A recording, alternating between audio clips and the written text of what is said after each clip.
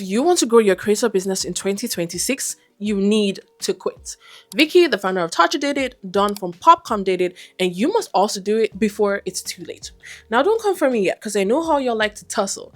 Let me explain why the creators who will thrive in 2026 are the ones who stop being the center of execution and start acting like actual CEOs. Okay, most creator businesses start the same way, right? You do everything. You write the scripts, you film, you edit, you post, you answer emails, you negotiate brand deals, you fix problems, you make decisions, you hold a vision, you are the business. And at first, that makes sense. It's scrappy but fast, and it's how you get momentum. But somewhere along the way, that scrappy phase turns into a literal ceiling. Because growth breaks when everything has to go through you. Your taste, your time, your energy, your attention. And the scary part is that most creators don't realize they've become the bottleneck because it feels productive. You're busy, you're needed, things fall apart when you step away, so you tell yourself that means you're valuable. In reality, it means your business is very, very fragile.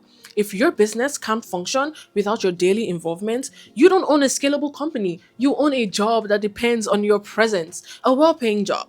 Okay, a flexible job, yeah, but still a job, and jobs don't scale, systems do. This is why so many creator businesses hit the same plateau. The revenue flatlines, the content starts feeling like a lot to get done, the excitement fades, and instead of asking, how do I remove myself from this?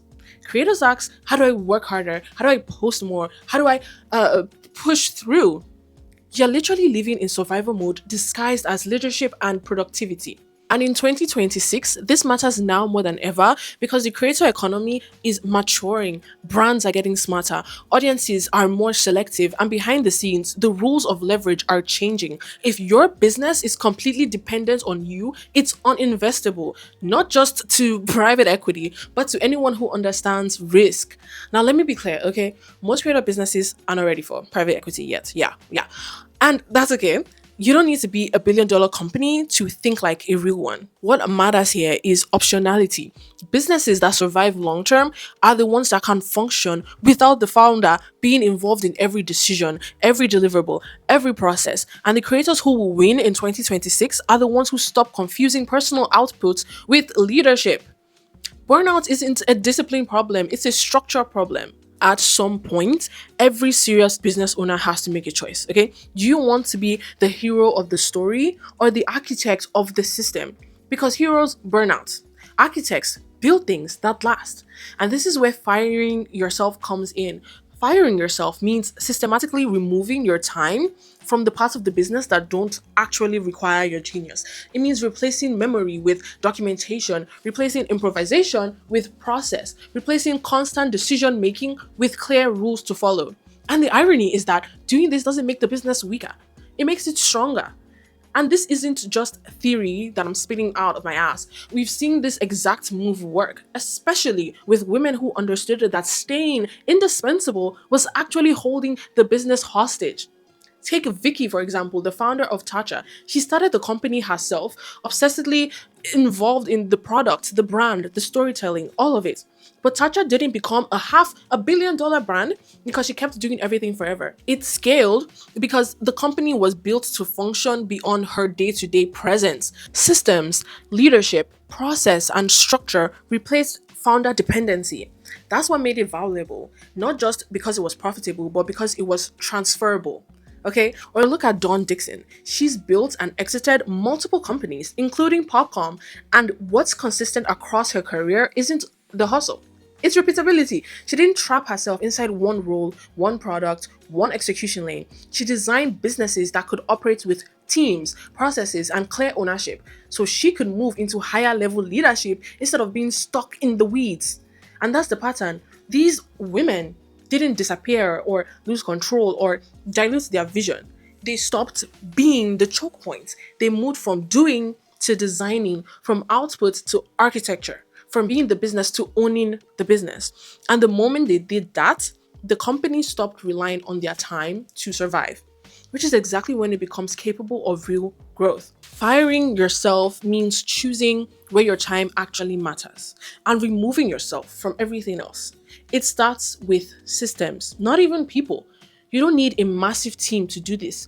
You need clarity, clear processes for content, clear standards for quality, clear decision rules. So everything doesn't have to come back to you, because systems are what allow a business to exist independently of its founder. And by the way, if you want to take all the guesswork out of deciding the systems that need to be built and also want a bespoke AI system built specifically for your business needs, reach out to me through the first link in the description. I'd love to work with you to finally bring peace and build a business that works for you and not the other way around.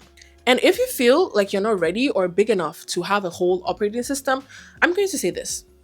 You don't build systems because you're big. You get big because you build systems. Systems are about independence. And independence is what allows a business to grow without collapsing under its own weight. When everything lives in your head, the business can only move as fast as you can think, decide, and execute. That's not sustainable, and it's definitely not strategic. The goal isn't to remove yourself from the business emotionally.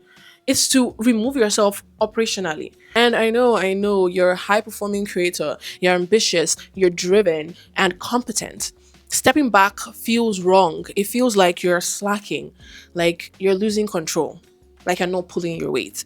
But I need you to know that real leadership isn't about being the busiest person in the room. It's about making yourself less necessary over time. If you're the one everyone needs to answer from, if every decision comes back to you, if every progress slows the moment you step away, I hate to break it to you, that's not strength. That's a single point of failure. Stepping back is how you create clarity, it's how you improve quality, it's how you give the business room to breathe. And ironically, it's usually when creators stop touching everything that the work actually gets better. When you stop being the bottleneck, you think clearer, you create better, you lead instead of reacting. The business stops feeling fragile.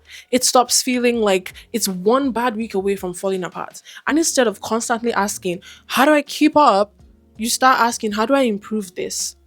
That's the shift from creator to CEO, from output to ownership, from doing the work to designing the machine. Now, understanding is one thing, actually doing it is another. Knowing you need systems won't magically create them. Yeah. That's why in my last video, I broke down exactly how to build systems that let your creator business function without depending on your time alone. What to systemize first, how to do it simply, and how to do it without killing your creativity or your brand.